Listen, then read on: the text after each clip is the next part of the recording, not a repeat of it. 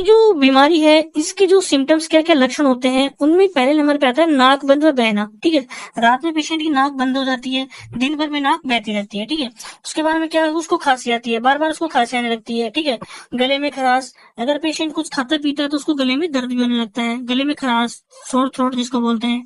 ठीक है, सांस लेने में उसको प्रॉब्लम आती है, खांसी होती है और सांस लेने में प्रॉब्लम आती है, छाती में कई बार दर्द भी होने लगता है। ठीक है, बार बार बलगम आना। ठीक है, जैसे ही खांसी आएगी, खांसी के साथ में उसको बलगम आने लगती है जिसको।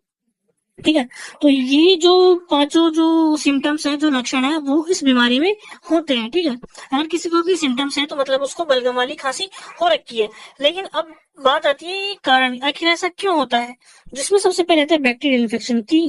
हो सकता है कि किसी बैक्टीरिया के इन्फेक्शन की वजह से ऐसा हो, या फिर वायरल इन्फेक्शन, किसी वायरस की वजह से ऐसा हो सकता है। ठीक है, थर्ड नंबर पे आता है अस्थमा। अगर किसी पेशेंट को अस्थमा है पहले से, सीओपीडी वाली, मतलब कि जो लंबे समय से अगर किसी को सांस की प्रॉब्लम है, अस्थमा है, तो उसको बलगम वाली प्रॉब्लम देखने को मिल सकती है। ठीक है, फोर्थ नंबर पे आता है निमोनिया। जैसे ही कभी क्या होता है कि मौसम चेंज होता है, सर्दी से गर्मी है, गर्मी से सर्दी आती है, तो ठंड की वजह से पेशेंट को ठंड लग जाती है और उस वजह से उसको निमोनिया हो जाता है। जो इसमें जो फेफड़े हैं, इसमें जो बलगम होता है वो जमा हो जाता है। ठीक है, तो निमोनिया में भी अपने को ये प्रॉब्लम देखने को मिलती है। फिफ्थ नंबर पे आता है ब्रोंकाइटिस। ब्रोंकाइटिस क्या होता है, जो ये विंड पाइप जो ट्रैकिया जो आपको दिख रहा है ना, सांस नली, इसमें क्या होती है, सूजन आ जाती है। और जैसे ही सूजन आ जाती है उसमें क्या होता है, फिर बलगम बनने लगती है, तो वही खांसी के साथ बलगम आती है। सिक्स नंबर पे होता है फेफड़ों में घाव। अगर फेफड़े में किसी प्रकार का डैमेज है, घाव है, तो उसमें ये प्रॉब्लम अपने को देखने को मिलती है। अगर पेशेंट स्मोकिंग करता है, ठीक है, बहुत ज्यादा स्मोकिंग करता है, तो उसमें भी ये सारे इश्यूज अपने को देखने को मिलते हैं।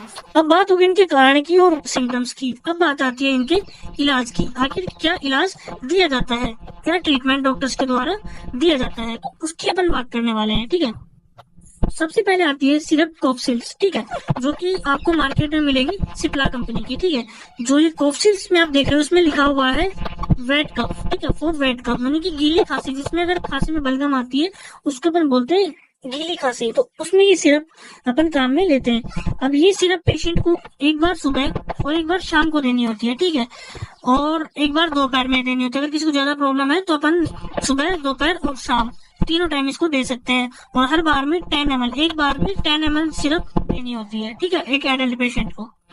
सेकंड नंबर पे आती है टैबलेट डेरिफायरिन 300। ठीक है, टैबलेट के नाम में लिखा है डेरिफायरिन ओडी 300। ओडी मतलब दिन में सिर्फ एक बार दी जाएगी। ठीक है, अब एक बार क्यों देनी होती है, क्योंकि इसमें लिखा हुआ है थियोपारिन प्रोलॉन्ग रिलीज, मतलब धीरे धीरे करके लंबे समय तक ये शरीर में रिलीज होती रहती है, जिससे पेशेंट को सांस लेने में प्रॉब्लम नहीं आती है। उसके बाद में थर्ड नंबर पे आती है मोन्टेक डीएल। ठीक है, मोन्टेल कॉस्ट डेस्लोराटाडीन।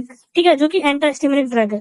तो ये क्या करती है, जो किसी पेशेंट को अगर बार बार खांसी आ रही है, ठीक है, बार बार उसको छींके आ रही है, तो वो जो एलर्जी टाइप की जो खांसी छींक वगैरह जो होती है उसको रोकने में ये मदद करती है। तो ये टैबलेट पेशेंट को एक बार सुबह, एक बार शाम को खाना खाने के बाद में दी जाती है। फोर्थ नंबर पे आती है टैबलेट एजिथ्रोमाइसिन। एजिथ्रोमाइसिन 500 mg की टैबलेट। एजिथ्रोमाइसिन एक एंटीबायोटिक है। अगर किसी बैक्टीरिया की वजह से या किसी वायरस की वजह से अगर एक बीमारी है, तो उस बैक्टीरिया और वायरस को किल करने के लिए ये टैबलेट दी जाती है। अब जो एजिथ्रोमाइसिन है, ये टैबलेट पेशेंट को दिन में सिर्फ एक बार दी जाती है। ठीक है, वो भी दोपहर में। दोपहर में अगर पेशेंट को दिया जाए तो उसका बहुत ही अच्छा रिजल्ट अपने को देखने को मिलता है। ठीक है, उसके बाद में टैबलेट आती है डेफ्लाकोर्ट 18 mg। ठीक है, 18 mg की डेफ्लाकोर्ट की जो टैबलेट है वो पेशेंट को दी जाती है। वो क्यों दी जाती है, बलगम को सुखाने के लिए।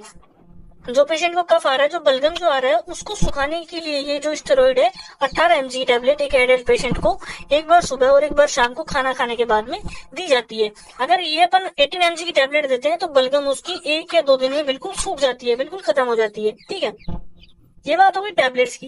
अब अगर अपन इंजेक्टेबल की बात करें, मान ली किसी पेशेंट को सांस लेने में ज्यादा प्रॉब्लम आ रही है, तो उसको हैंड टू हैंड अपन क्या कर सकते हैं कि जो मोनोसेफ 1 ग्राम है, इसकी अपने को एएसटी करनी पड़ेगी। जैसे एएसटी अगर सफल रहती है तो 1 ग्राम मोनोसेफ प्लस उसमें 2 ml डेक्सोना मिक्स करके पेशेंट को आईवी रूट से दिया जाता है।